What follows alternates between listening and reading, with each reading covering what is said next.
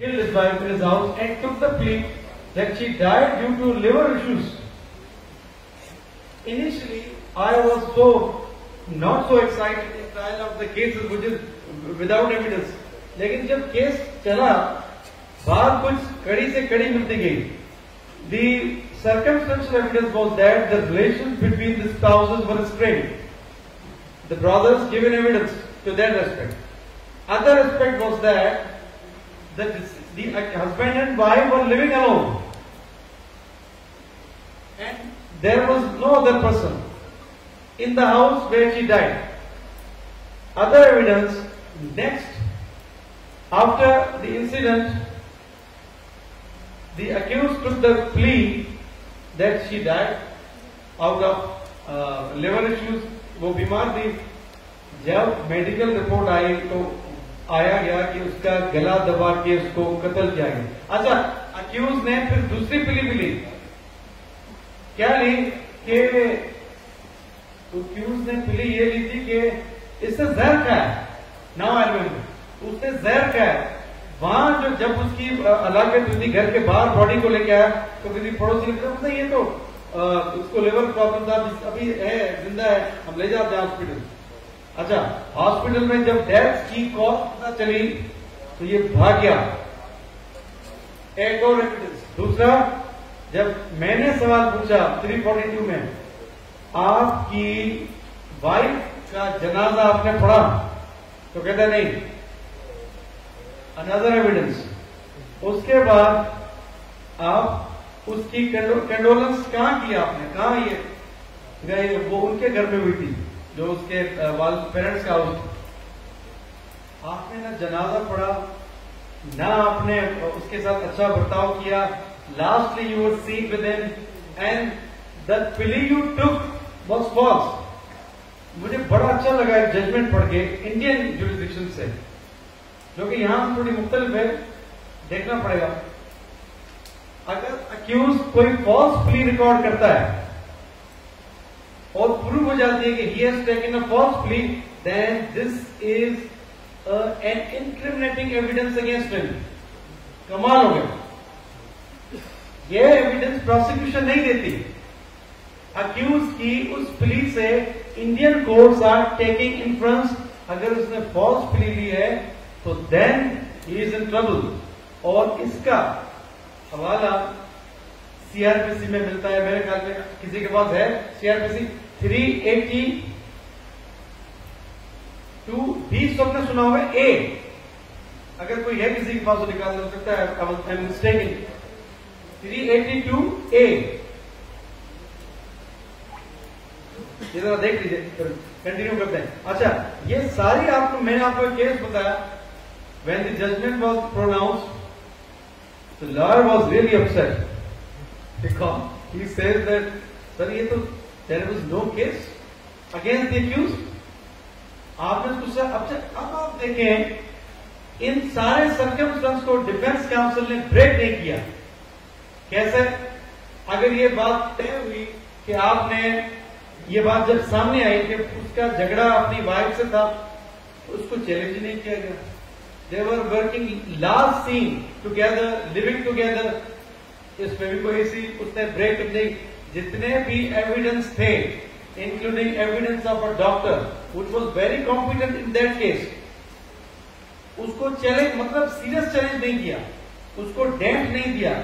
Every circumstance is to prove by cogent evidence and non-denial of the accused. So the fact was very bitter. A क्या कहता है? सी है नहीं. ए क्या कहता है? बेल का. देयर इज नो ए. सी क्या है? हाँ, ये पढ़ लीजिए आप. Scandalous or false and frivolous pleas to be considered in passing sentence.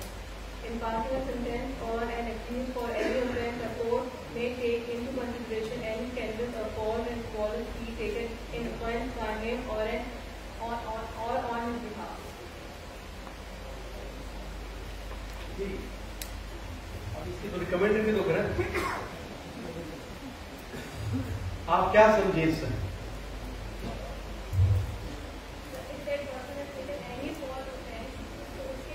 पहले इससे एक और जो हमने सीखा है अपने बड़ों से, जब भी आपको किसी प्रोविजन में डिफिकल्टी हो पढ़ने में, यानी कि बहुत सारे ऐसे प्रोविजन के हमने शहादत तो दूसरों में आएंगे जो थोड़े से अनक्लियर होंगे, तो सुप्रीम कोर्ट और हाई कोर्ट की एक बड़ी अच्छी प्रैक्टिस है कि सेक्शंस को ब्रेक करते हैं. They make it look as if they are making ingredients of it. ठीक है, आप इसको इंग्रेडिएंट्स बनाइए. इंग्रेडिएंट्स यानी कि पहले एक लाइन पढ़े जी, क्या लिखा है? इन पासिंग अ सेंटेंस. अच्छा, ये एक इंग्रेडिएंट बना. While passing any sentence on the accused. ठीक है, आगे पढ़िए. ये एक इंग्रेडिएंट हुआ. आगे, a court may take into consideration any false or scandalous plea. Right? ये इसका दूसरा इंग्रेडिएंट बना. तीसरी, सॉरी, ये क्या? Taken by him or on his behalf. यानी कोई डिफेंस लॉयर ने भी की तो उसका गुनाह जारी है बड़ा. सॉरी, डिफेंस टेकन बाय, ये इसके 3 इंग्रेडिएंट हुए. अच्छा, फिर क्या चौथा इंग्रेडिएंट क्या है? अच्छा, the court, what court can do, ये तो पता ही नहीं चला. अच्छा, take into consideration, you mean to से.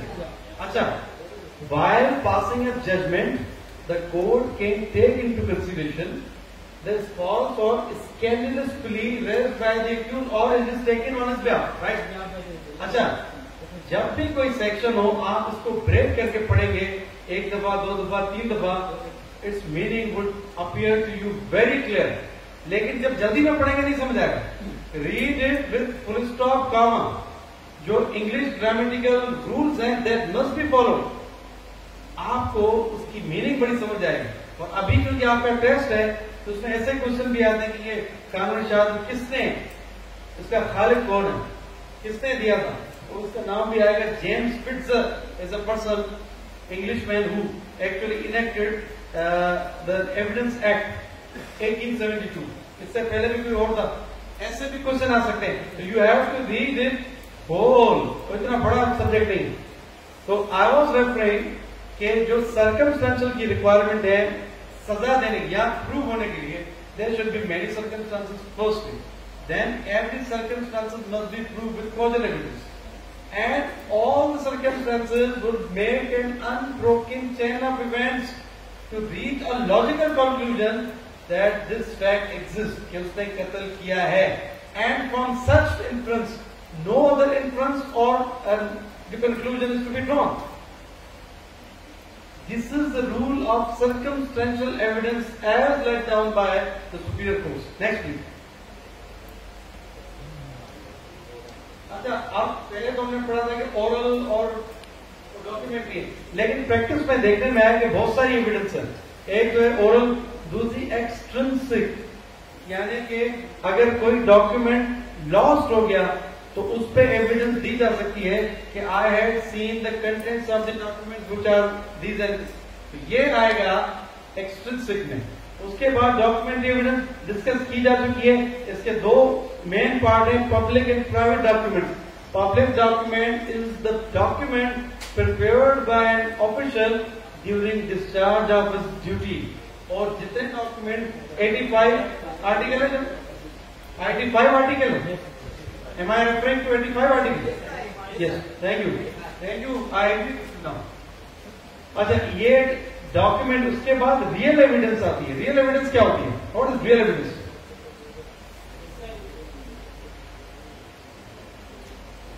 आलाय कत्ल हुआ, केस प्रॉपर्टी हुई, डिसीज क्लॉक्स हुए, इस कोई भी मटेरियल चीज जो है कोर्ट के सामने रखी जाए तो वो भी एविडेंस होती है.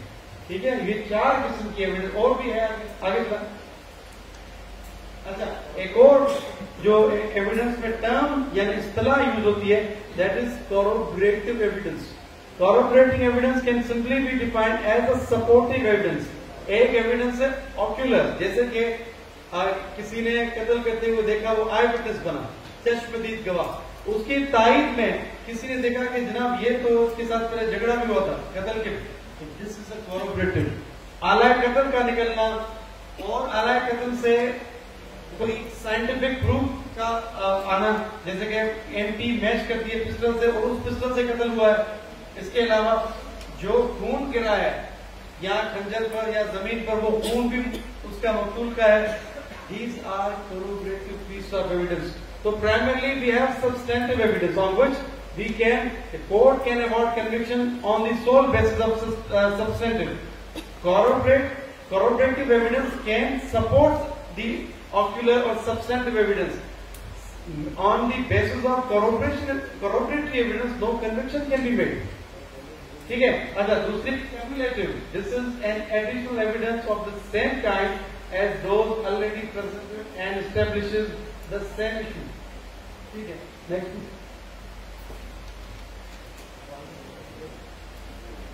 अच्छा, एक और है, एक पॉजिटिव एविडेंस है, दूसरी नेगेटिव है। पॉजिटिव क्या होती है? अगर कोई बंदा कहे कि it is the evidence when a witness states that an event occurred और she knows that it really occurred, it transpired. किसी वाक्य के बारे में कहना कि जनाब ये वाक्य हुआ है, और नेगेटिव क्या होगी? उससे लाताल्लुकी, मैंने तो कत्ल करते हुए देखा नहीं, मुझे क्या पता कत्ल हुआ है नहीं हुआ। तो ये नेगेटिव एविडेंस। और आगे जुडिशियल एविडेंस, ये सारी जो जितनी कोर्ट में शहादत, which court permits and that is not excluded or prohibited by any law, that will be judicial evidence. यानी जो भी रिकॉर्ड पे पेश हुई है, एडमिसिबल विटनेसेस ने दी हो, डॉक्यूमेंट से प्रोड्यूस की हो, या जितने भी अभी ये डिस्कस हुई, मटीरियल हो, रियल हो, that will be admissible as well as relevant. शर्त ये। नेक्स्ट एक वर्ड होता है प्राइमा फेशी, वादियुन नजर में। ये क्या एविडेंस है? That evidence is such kind of evidence which can be rebutted if something is brought against it. Civil case हो जिसमें स्टे की प्रोसीडिंग आप डिस्कस करते हैं, कोर्ट में आर्ग्यूमेंट होता है कि जनाब हमारे पास ये डॉक्यूमेंट्री एविडेंस है इस चीज का कि हम इस घर के ऑनर हैं, हमें थ्रेटन किया जा रहा है कि हम इसको खाली कर दें बाय द गुंडा एलिमेंट्स। तो दिस एविडेंस इज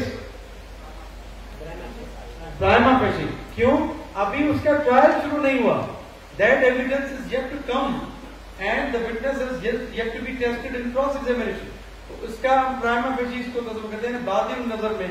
जो इसी तरीके से क्रिमिनल में बेल मैटर होता है, जितनी पुलिस वाला लिखता है अपने मुंशी के साथ एविडेंस बैठ के 161, वो सारी एविडेंस वादियुन नजर में प्राइमा फेशी एविडेंस कहलाती है। और then the court has to see the prima facie evidence at preliminary stage before trial.